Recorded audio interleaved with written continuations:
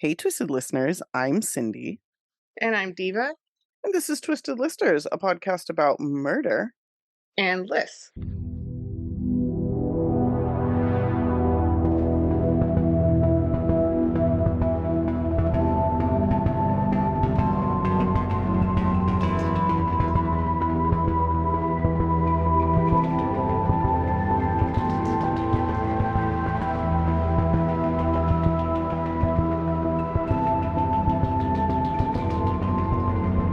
And I was just telling Diva that I bought that like weird nail stuff that you like put the goo in the nail form and then you press it on your nails and then you use a UV light.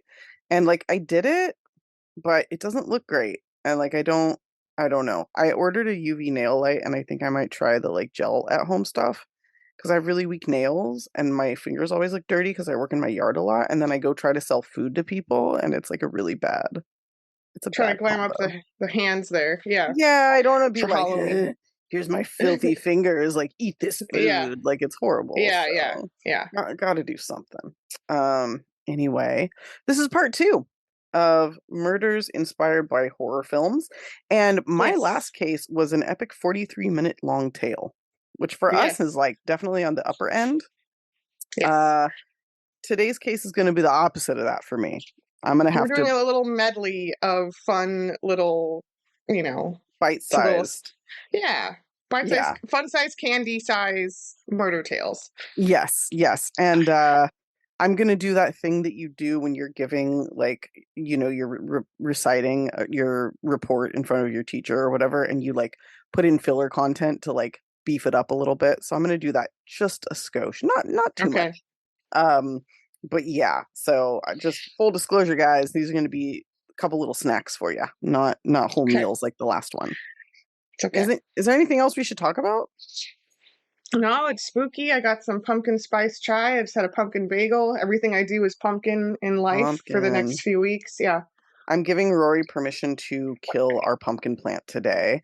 It has given us, I think, 10 pumpkins. Holy shit. Yeah, a fucking squirrel chewed into one of them. So all of Oh. them are inside right now. I wanted to put them out in the yard to look cool, but the squirrels eat them.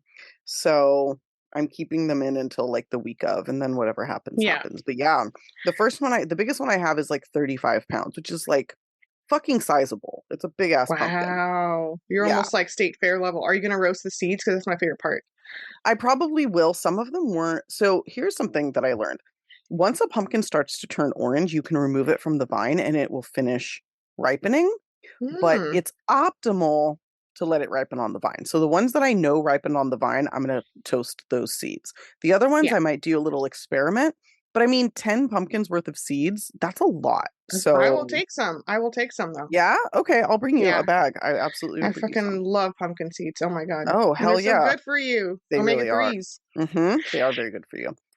Anyway, that's our story. Very Halloweeny Pumpkin around stories. here. Yes. I'll post on our stories. I'll post Your my yard. yard. Yeah, Yeah. I'll do You it. That's a should. good one. Very spooky. Anyway, okay, so you're going first, is that right? I think so. Yeah. All right, And let's I hit have it. 2 because my first one turned out pretty short for me, and so and I like ran out literally every piece of info on this case on Earth. So I'm going to do another one. I That's feel also pretty that. short. Okay. So this is Yeah. a story of Gary George, I guess. It's happened in Chester in the UK in 2012. And here's everything we know about 41-year-old Gary George. He was a man experiencing homelessness at that time. He was also struggling with some kind of alcoholism situation. He was also reportedly, quote, obsessed with witchcraft and horror films, which same. So I cannot blame him for that part. Yeah. Nor anything else really, but like especially not that part. Right. He was especially obsessed with and repeatedly watched the 2009 Australian horror film The Loved Ones. So I'm going to stop right here and ask you, have you seen this movie? I haven't. I was hoping you'd tell me about it. Oh my God. Okay. Well, I literally did this case because I could not believe this was the horror movie that this person was obsessed with and as we'll see, like it was inspired by. It's really dark, like torture movie. It's very good. Like, it's something I probably watch once a year, probably on Halloween. It's excellent. Like, it's very disturbing. You would Okay. probably have a hard time getting through it. It's basically a girl who's obsessed with a guy, like in her high school, I think, Hmm. and kidnaps him. And her family's very like Texas Chainsaw type of family, like very creepy. Okay. And she like straps him to a chair and tortures him. That's kind of the plot.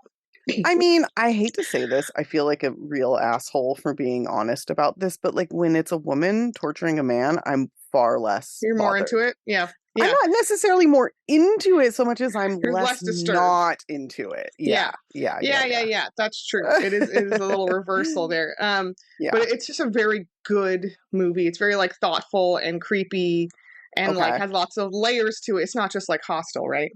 Got it. Yeah. Hostel's a little just like, I feel No, like, it's actually like it's good. Trust me when I say it's okay, good. there's plot. It's not Um just like horror but it's porn or really whatever. dark movie. It's not something I would ever want to watch like again and again, you know? Like, it's really not. So it's like I Okay. said, it's a really good horror movie, but it's a very odd choice to like be like obsessed with. Hmm. Um, it's not like some of these killers I've looked at on the list this week who are obsessed with Jason or Michael Myers. I'm like, those are rewatchable. I could rewatch Halloween and Friday the 13th all year long. Okay, right.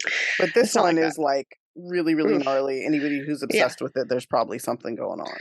Yes. Okay. Um, yeah, he's also this guy Gary is good friends with one Andrew Knoll, who's 53, who struggles. I think, yeah, Gary's 41, and he also struggles with alcoholism. But he does have an apartment because this whole thing will take place. Oh no, sorry, this takes place at his girlfriend's house. So Gary also has a girlfriend named Christine Holleran. So we're gonna go now to Christine's apartment. That's where everything takes place. Okay. All right. And we have Gary and his BFF, Andrew, there. And we're just going to jump right in because there's no information on this case. So you know how Okay. it goes. Yes. Um, so Yeah. Gary somehow came to believe that his friend Andrew was a pedophile and that he sexually assaulted his girlfriend. It is not ever revealed if any of this is true, but some articles do say that there's no evidence it was. It's just Okay. like something that Gary thought. So all we have is that Gary thought this and it's probably not Yes. true. Yes. Okay. So while very intoxicated, again at Christine's house, the girlfriend, Hmm. Gary starts attacking his very good friend Andrew. And here we go. This is the part that's the loved ones, the movie. He Oh, severely beat him, then wounded him with a knife 49 times, so kind of like torture stabs. okay. He carved a horrendous wound into his stomach. It's unclear if he was spelling something out or what.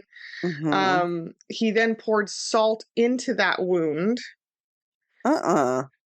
and then he poured cleaning fluid into his eyes. What the fuck? Yes, all while he was alive. Yeah. Oh my And God. the carving into the chest, the salt, and the cleaning fluid are exactly from the movie. Oof. Oof. Exactly. Those are Exactly. very specific.